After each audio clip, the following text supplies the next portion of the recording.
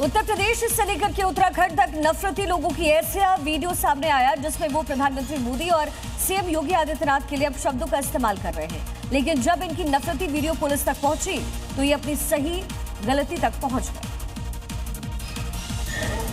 क्योंकि ऐसे लोगों के लिए जगह जेल की चार दीवारें ही हैं जो समाज में नफरत फैलाने का काम करते हैं। लेकिन जेल में जाने के बाद अब इनकी अक्ल ठिकाने आ गई है और आगरा के ये शख्स अब हाथ जोड़कर माफी मांग रहा है। सीएम योगी पर की गई टिप्पणी पर पछता रहा है और फिर वीडियो न बनाने की कसम खा रहा है।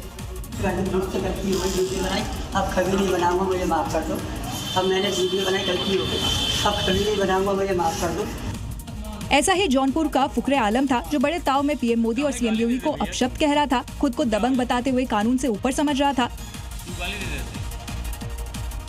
और इसी बीच एक बड़ी खबर है, बुलंदशहर के सिकंदराबाद से जहां छिनैती के आरोपी से एनकाउंटर हुआ है। आरोपी जाकिर को पैर में गोली लगी है। 15 जून को युवक से पैसे छीनने का आरोप इस व्यक्ति के ऊपर लगा। बुलंदशहर में ये बड़ी कार्रवाई की गई। छिनैती के आरोपी से मुठभेड़ हुई। आरोपी जाकिर के पैर में गोली लगी है। 15 जून को युवक से पैसे छीनने का आरोप है, जिसके बाद ये ऑपरेशन चलाया गया। और आगे बढ़ते हुए आपको दिखाते हैं राज्य से जुड़ी हुई 5 अहम खबरें। मुजफ्फरनगर में प्रेमी जोड़ी के साथ मारपीट का मामला। आरोप है कि जिला परिषद मार्केट में लड़का लड़की के साथ गलत हरकत कर रहा था। इसके साथ ही युवक पर पहचान बदलने का आरोप है, जिसके चलते बजरंग दल कार्यकर्ताओं ने इसकी पिटाई कर दी।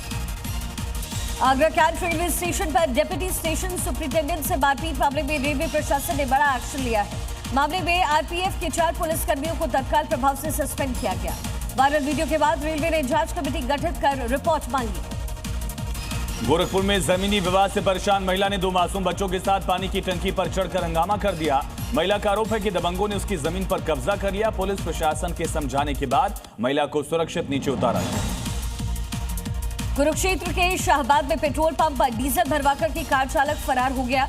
आरोप है कि बिना नंबर प्लेट वाली कार 3500 रुपए का डीजल डलवाने के बाद ड्राइवर ने पेट्रोल पंप कर्मी को तकरीबन 1 किलोमीटर तक गाड़ी में घसीटा। कांकेर नारायणपुर सीमा क्षेत्र में सुरक्षा बलों को बड़ी सफलता मिली। डीआरजी, बीएसएफ, बीडीएस टीम ने कोयलीबेड़ा इलाके के जंगलों से नक्सलियों द्वारा छिपा कर रखे गए हथियार और विस्फोटक सामग्री को बरामद किया। इलाके में लगातार सर्च अभियान जारी है। छत्तीसगढ़ से खबर।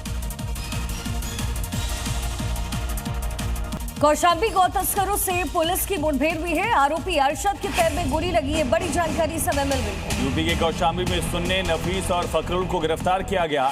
24 जून को गोमांस के मामले में ये फरार थे, वांटेड थे और एनकाउंटर के बाद इन तीनों को गिरफ्तार किया गया। देखिए, पैर में गोली लगने के बाद इनको पकड़ा गया। गौ तस्करों से पुलिस ने मुठभेड़ की। आरोपी अरशद के पैर में गोली लगी। ऑपरेशन लंगड़ा के तहत पूरी कार्रवाई हुई है। सुन्ने, नफीस और फकरुल गिरफ्तार किया गया है। 24 जून को गौमांस प्रकरण में ये जो व्यक्ति है वो वांटेड थे, जिसके बाद ये ऑपरेशन चलाया गया। उत्तर प्रदेश की बागडोर संभालते ही सीएम योगी ने साफ कह दिया था, यूपी में ना अपराध रहेगा ना ही अपराधी रहेंगे। इसे लेकर लॉ एंड ऑर्डर को लगातार मजबूत किया जा रहा है। उसी का नतीजा है कि अपराधियों के पैर जमीन पर नहीं टिकते हैं यूपी में। क्योंकि योगी फोर्स अपराधियों के बुलेट ट्रीटमेंट के बाद अपराधी लंगड़ाकर चलने लगता है। उसे चलने के लिए दूसरे के कंधों की जरूरत पड़ती है, क्योंकि उसने कानून को चुनौती दी है। कहीं छिनैती या लूट की घटना घटित हो गई तो कुछ ही घंटों में अपराधी जेल के शिकंजों में होता है और लंगड़ाता हुआ चलता हुआ दिखाई देता है। योगी के इस बयान का उदाहरण बरेली से सामने आया है, जहां रेप के आरोपी जुबैर को मुठभेड़ के बाद अरेस्ट किया गया, लेकिन वो अब चलने लायक नहीं बचा है। पीड़िता की शिकायत पर जुबैर की तलाश थी और जब सूचना पर उसे रोकने की कोशिश की तो उसने पुलिस पर फायरिंग कर दी, जिसका अंजाम ये है कि अब वो लंगड़ा हो गया।